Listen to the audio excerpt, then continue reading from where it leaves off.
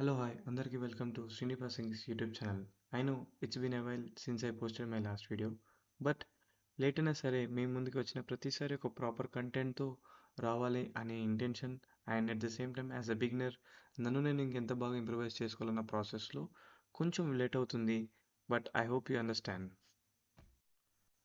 And ఈరోజు మనం discuss చేయబోయే టాపిక్ గేమ్ చేంజర్ శంకర్ సార్కి గేమ్ చేంజర్గా అవుతుందా లేదా, and what are my expectations on it. To be honest, Indian two result వల్ల చాలామందికి గేమ్ చేంజర్ మీద అయితే ఎక్స్పెక్టేషన్స్ అయితే లేవు. ఉన్న ఒకే ఒక హోప్ అంటే కార్తిక్ సుబ్బరాజ్.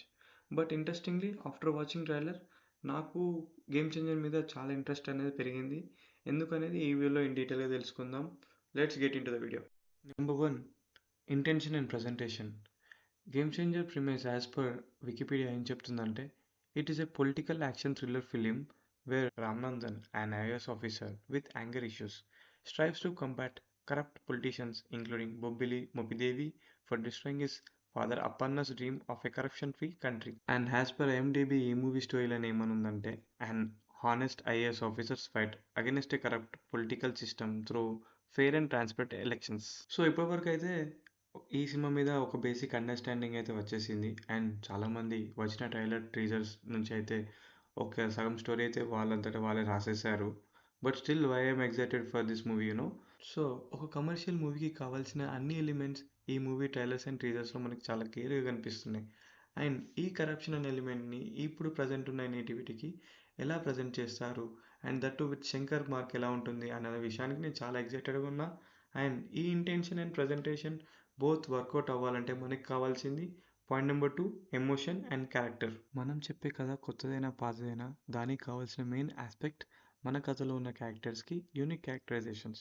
సో ఈ యూనిక్ క్యారెక్టరైజేషన్స్ వల్ల కథలో ఉన్న డ్రామా ఇంకెక్కువ బిల్డ్ అయ్యి ఆడియన్స్కి ఎమోషనల్గా ఇంకా దగ్గరగా చేస్తుంది. సో ఈ ఎమోషనల్గా ఆడియన్స్ ఎప్పుడైతే కనెక్ట్ అవుతారో అప్పుడే ఆ మూవీ హిట్ అవుతుంది. Number 3, song. మనందరికీ తెలుసు శంకర్ సార్ మూవీ సాంగ్స్ అంటే ఎలా ఉంటాయో.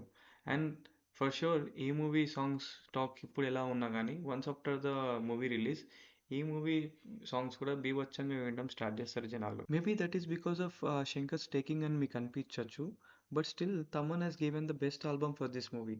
ఎందుకంటే తమన్ రిలీజ్ అయిన ప్రతి సాంగ్స్ చూసుకున్నట్టయితే ఈ సాంగ్ అలా ఉంది, ఆ సాంగ్ ఇలా ఉందని రిప్లికేట్ అవుతుంటాయి అని జనరల్గా ఇంటర్నెట్లో టాక్స్ మనం అందరం చూస్తూ ఉంటాం.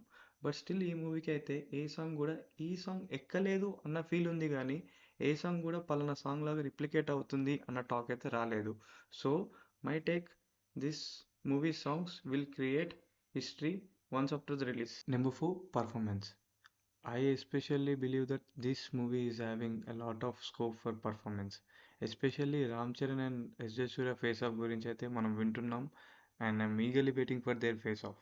అండ్ వీళ్ళిద్దరనే కాదు, there are many notable actors in the film like Anjali, Samuthirakani, Srikanth, Sunil, Jayaram, Naveen Chandra, Subhalekha Sudhakar, Rao Ramesh, Naresh, Rajar, Rajeev Kanakala, ఇలా చూసుకుంటూ పోతే చాలా పెద్ద లిస్ట్ ఉంది. సో ఇంతమంది నోటబుల్ యాక్టర్స్ ఉన్నారంటే డెఫినెట్గా వాళ్ళ క్యారెక్టర్స్కి ఇంపార్టెన్స్ ఉందని నేను అనుకుంటున్నాను. So let's wait and see. And lastly నాకున్న బిగ్గెస్ట్ ఫియర్ ఈ మూవీలో ఏంటంటే అదే నెంబర్ 5, కామెడీ సీక్వెన్స్. శంకర్ గారి కెరియర్ చూసుకున్నట్టయితే శంకర్ గారి కమర్షియల్ మూవీస్లో కామెడీ సీక్వెన్స్ చాలా ఐకానిక్గా ఉంటుంది, స్టిల్ రిలివెంట్గా ఉంటుంది. When it compare with boys, Aparichitudu, Shivaji and I in parts. But recent టైమ్స్లో చూసుకున్నట్టయితే ఈ కామెడీ సీన్స్ కాస్త మెల్లమెల్లగా క్రింజిలా అవ్వడం చూస్తాం. ఫర్ ఎగ్జాంపుల్ ఇండియన్ 2లో చూసుకున్నట్టయితే comedy sequence is the biggest drawback. So Shankar గారి ప్రైమ్ టైంలో ఉన్నట్టుగా ఐకానిక్ కామెడీ సీక్వెన్స్ ఉంటే చాలా బాగుంటుందన్న opinion, but please no cringe. And last time లాగానే ఈ వీడియోని కూడా ఒక చిన్న ఫనీ నోట్తో ఎండ్ చేద్దాం అనిపిస్తుంది. సో నాకు చిన్న క్వశ్చన్ ఉంది, మీరందరూ దానికి కమెంట్ బాక్స్లో కమెంట్ చేయండి.